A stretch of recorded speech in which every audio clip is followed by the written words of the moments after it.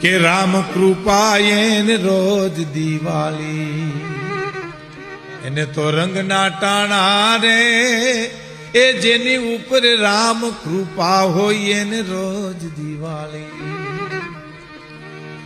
રંગના ટાણા રે અને કામ કરે એની કોઠીએ કોઈ દી ખૂટે નહીં દાણા રે.